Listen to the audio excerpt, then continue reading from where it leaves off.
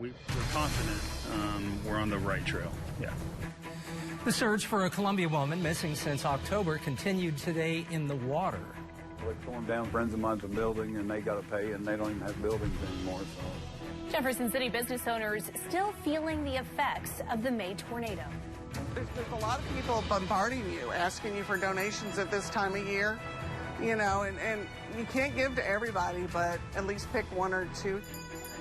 During this giving season, nonprofits feel the pinch of a new tax law. This is KOMU 8 News at 10. Coverage you can count on. KOMU 8 News starts now.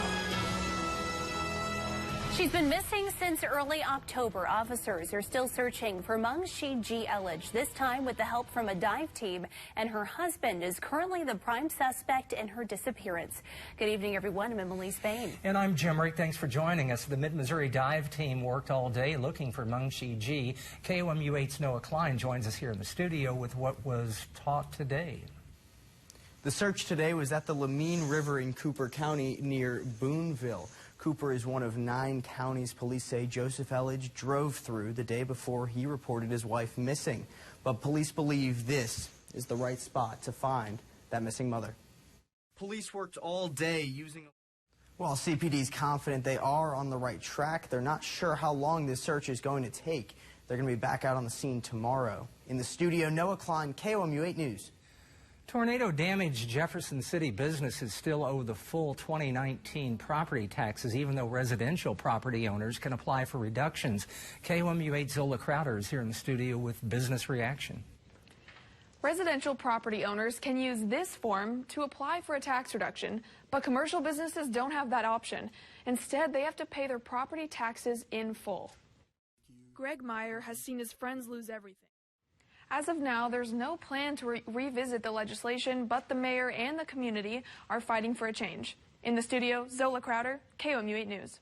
Well, today is Giving Tuesday, but some charities aren't getting as many donations. Local leaders say last year's tax law is to blame. KOMU 8's Caroline Day joins us now in the studio with how it's affecting nonprofits.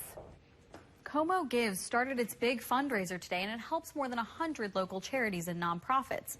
But this year, its founder says he's worried about how many people will donate. KOMU Gives runs for all of December, and this year's goal is $900,000. The campaign had raised almost $150,000 as of about half an hour ago, but Baker told me he expects donations to trail off in a few days before another spike at the end of the month.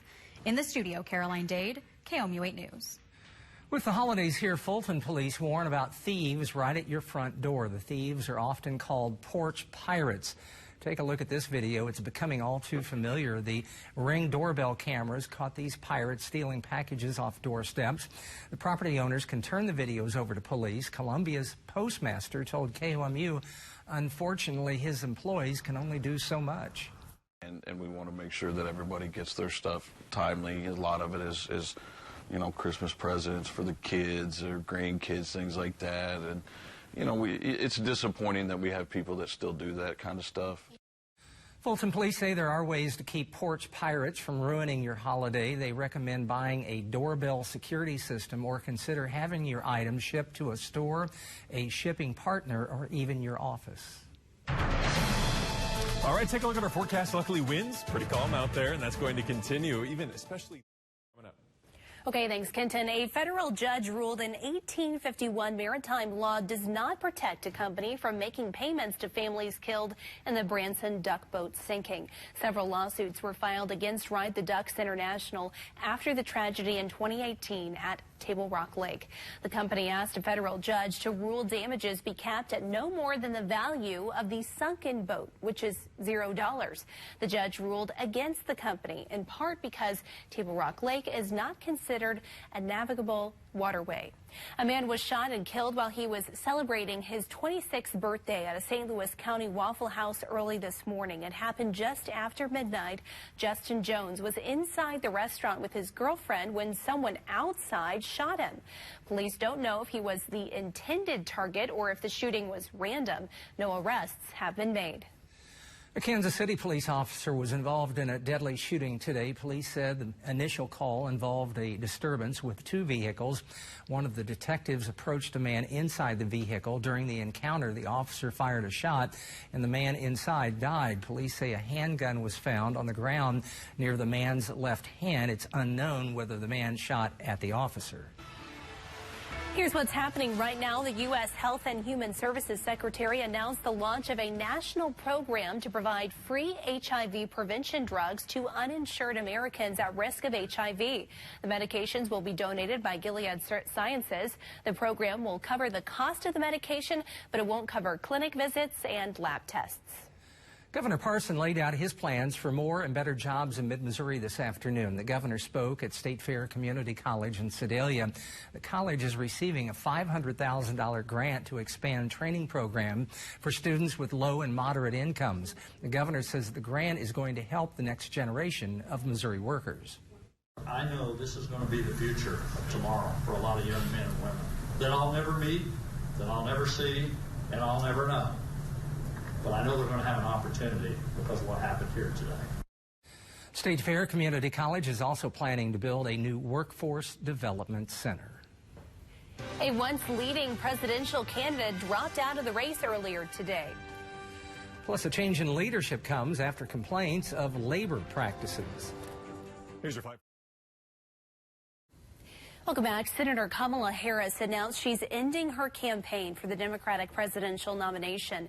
The California Democrat emailed supporters early this afternoon saying she doesn't have the money she needs to wage an effective national campaign. Harris entered the race in January with a burst of momentum and support, announcing her bid before a cheering crowd of over 20,000 supporters. But that early momentum fizzled, and in recent weeks, Harris has laid off staff and focused her campaigning on Iowa. Harris posted this video on her Twitter page earlier this afternoon. So here's the deal, guys. My campaign for president simply does not have the financial resources to continue, and the financial resources we need to continue. I'm not a billionaire. I can't fund my own campaign. And as the campaign has gone on, it has become harder and harder to raise the money we need to compete. Harris's presidential bid may be over, but her time in the political spotlight is not. She remains in the Senate with a high-profile perch on the Judiciary Committee. The House Intelligence Committee released its report today on the impeachment inquiry of President Trump. The 300-page report cited 2 cases of improper conduct, obstruction, and withholding an official White House meeting on military aid for Ukraine based on the condition of investigating the Biden family. This is not about Ukraine.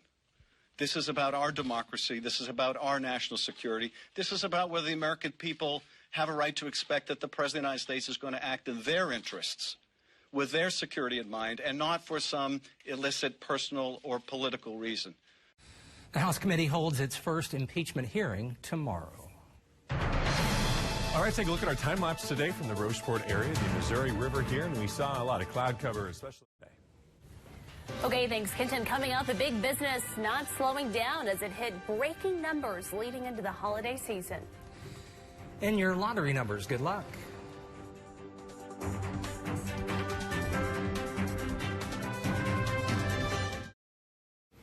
Amazon announced another record-breaking holiday shopping weekend. According to Amazon, hundreds of millions of items were sold between Thanksgiving and Cyber Monday. It was the best ever Black Friday in the company's history, and Cyber Monday became the single biggest shopping day in Amazon history. According to Adobe Analytics, consumers spent $9.2 billion online yesterday. That's up almost 17% from a year ago. 2 Google co-founders are stepping down from their leadership roles. Larry Page and Sergey Brin say they're quitting as CEO and president of Alphabet, Google's parent company. But they'll stay on the board of directors and maintain voting control over the business. Google's current CEO will take over as the CEO of Alphabet as well. The company said Google and Alphabet don't need 2 separate CEOs and a president anymore. The move comes as Google faces mounting scrutiny over its business and labor practices. The Tigers hosting Charleston Southern turns into a load of beeswax at MIZZOU Arena.